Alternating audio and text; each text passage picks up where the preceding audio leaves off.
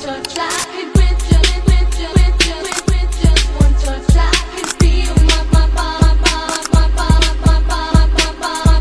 body giving. Halo semuanya, kembali lagi bersama saya Rivaldi Silain, NPM 2408400038, Program Studi Teknik Informatika Fakultas Ilmu Komputer, Universitas Katolik Santo Thomas Medan, yang dimana dosen pengampu saya itu Bapak Wasid Ginting, SK Memkom, dan untuk mata kuliahnya pemrograman web. Nah, di video kali ini saya ingin menjelaskan rancangan antarmukanya. Untuk videonya, A few moments later. Oke teman-teman, di sini akan saya melanjutkan prosesnya, yaitu rancangan antarmuka. Baik, yang pertama itu halaman indeks. Di halaman indeks ini saya ada membuat navbar itu yang ada berisi utama, cek tiket, dan login yang fungsinya untuk mempermudah pengunjung berpindah halaman. Saya juga ada buat judul, pesan tiket bus antar kota yang menjelaskan fungsi utama website kepada pengunjung baru. Nah, saya juga ada buat form pencarian, di mana form pencarian ini ada asal, tujuan, tanggal berangkat, yang dimana input yang harus diisi pengunjung untuk mencari jadwal bus yang tersedia. Ada juga saya buat tombol cari bus. Tombol cari bus ini berfungsi untuk memproses pencarian berdasarkan data yang sudah diisi pada form.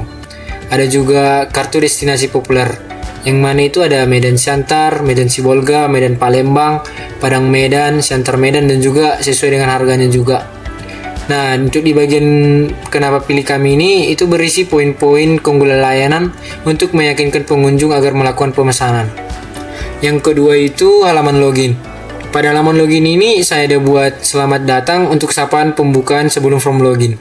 Ada juga judulnya login tiket bus FTN untuk menegaskan bahwa form di bawahnya adalah form login. Ada juga saya buat input user, di mana ini memasukkan nama pengguna terdaftar, dan input password itu untuk memasukkan kata sandi yang biasanya tampilkan tersamar. Nah, ada juga tombol login untuk memvalidasi data ke database. Jika cocok, maka akan diarahkan ke sistem. Dan juga saya ada buat tautan daftar di sini untuk pengguna yang belum memiliki akun mengarah ke halaman pendaftaran atau register. Baik, yang ketiga itu ada halaman register. Nah, di halaman register ini saya ada buat gabung bersama kami itu sapaan atau ajakan pembuka pada halaman pendaftaran. Ada juga input username dan input password juga, dan juga konfirmasi password juga. Nah, di bagian ini input password dan input konfirmasi password, pengulangan password untuk memastikan tidak ada salah ketik. Nah, terus ada juga tombol daftar. Di bagian tombol daftar ini menyimpan data akun baru ke sistem setelah validasi berhasil. Tak ada juga tautan login di sini yang berfungsi untuk pengguna yang ternyata sudah memiliki akun agar tidak perlu mendaftar ulang lagi. Yang keempat itu ada halaman utama pengguna. Untuk di bagian halaman pengguna ini saya juga buat navbar. Ada utama, pesan, tiket, cek tiket, dan juga logout. Di mana ini termasuk menu khusus user yang sudah login, termasuk opsi keluar dari akun juga. Nah, saya juga ada buat selamat datang. Nama user menegaskan sesi aktif login aktif pemilik pengguna tersebut. Ada juga kartu destinasi populernya yang ada Medan Siantar, Medan Sibolga, Medan Padang. Dan juga saya membuat ada ringkasan di mana ada itu total bus, total rute, total tiket, memberi gambar umum ketersediaan layanan. Ada juga tombol pesan tiket baru. Ini menuju alur pemesanan di mana ada nanti pilih rute, pilih kursi, isi data, dan bayar. Lalu ada juga tombol cek atau batalkan tiket, menuju halaman untuk mengelola tiket yang sudah dipesan. Ada juga form riwayat pemesanan untuk mencari histori transaksi berdasarkan nomor handphone yang digunakan saat memesan. Yang kelima itu ada halaman cek tiket atau batalkan pesan. Di bagian ini saya juga ada buat navbar, yaitu utama, cek tiket, dan login juga. Untuk input kode bookingnya itu kode unik yang diberikan setelah pemesanan berhasil. Yang pada kode booking ini nanti contohnya itu ada PO001, nanti itu dikasih dari sistemnya.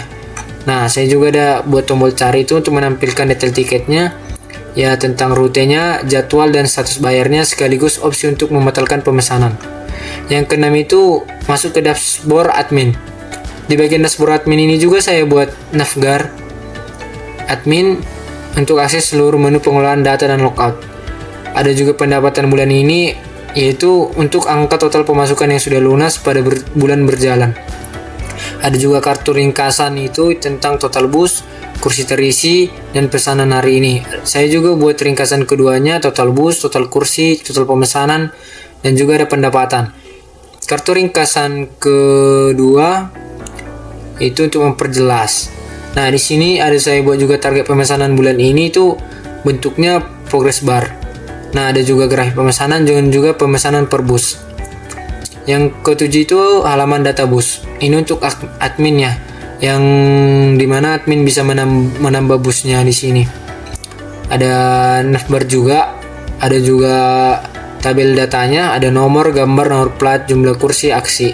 Ini tombolnya ini untuk menambah bus. Itu cuma berfungsi di admin aja. Ada juga tombol halaman data kursi.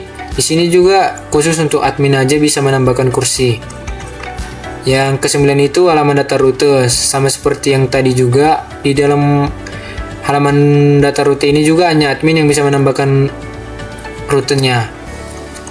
Yang 10 itu ada halaman data pemesanan. Nah, di bagian tombol data pemesanan itu mencatat pemesanan baru secara manual oleh admin. Ada juga form pencarian di mana kita bisa menfilter statusnya, seperti contohnya kita mencari pemesanan itu berdasarkan nomor HP atau nomor handphone, dan kita bisa melihat statusnya udah lunas atau belum. Ada juga tabelnya juga yang dimana ada nama, nomor handphone, nomor plat, nomor kursi, tanggal, status, dan aksi juga. Yang ke-11 itu ada halaman data pembayaran untuk admin. Nah, di bagian ini juga bagian ada tombol pembayaran itu mencatat pembayaran baru untuk suatu pemesanan. Nah, untuk sini nanti admin bisa ngecek gitu siapa yang udah bayar, yang udah lunas atau belum. Yang ke-12 itu halaman laporan pendapatan. Ini memfilter semua pendapatannya yang terjadi pada satu bulan itu. Periode berapa yang ingin ditampilkan nanti itu bisa dicari. Ada juga kartu ringkasannya, yaitu total pemesanan, pendapatan lunas, ada juga yang belum bayar. Nah, untuk ke-13 itu kita masuk ke pemilik. Dashboard pemilik itu ada saya buat navbar juga, yang dimana akses data ke bus, data kursi, data rute, data pemesanan, data pembayaran, laporan, dan logout tanpa menu data user karena manajemen akun tetap ranah ke admin. Halo pemilik saya buat juga, dan pendapatan bulan ini, sapan personal serta angka pemasukan bulan berjalan. Yang ke-14 itu ada halaman data bus untuk pemilik. Di bagian ini pemilik hanya bisa melihat melihat data bus saja, tidak bisa menambah atau mengedit bus karena pola data bus tidak dilakukan oleh admin. Di halaman data kursi juga sama seperti data data bus sebelumnya. Di sini pemilik hanya bisa melihat aja, tidak bisa menambah atau mengurangi bus. Yang ke-16 itu data rute, menampilkan seluruh rute perjalanan beserta jadwal harga sebagai referensi pemilik dalam menilai rute mana yang paling potensial. Yang ke-17 itu ada halaman data pemesanan. Di dalam halaman pemesanan ini untuk menampilkan seluruh transaksi pemesanan tiket yang telah terjadi, dilengkapi pencarian dan filter status agar pemilik dapat memantau tren pemesanan dengan cepat. Yang 18 ada halaman data pembayaran, di mana data pembayaran ini menampilkan seluruh transaksi pembayaran yang sudah tercatat di sistem sebagai dasar pemilik memantau arus kas dari penjualan tiket. Yang ke-19 itu halaman laporan pendapatan. Nah, ini untuk yang terakhir ya. Halaman laporan terakhir bagi pemilik struktur yang sama dengan laporan admin, karena kebutuhan pemilik memang untuk melihat rekap pendapatan berdasarkan periode, per armada bus, dan per metode pembayaran tanpa perlu mengubah data apapun. Sekian untuk penjelasan saya untuk rancangan antarmukanya. Sekian dan terima kasih. I just had to let you know you're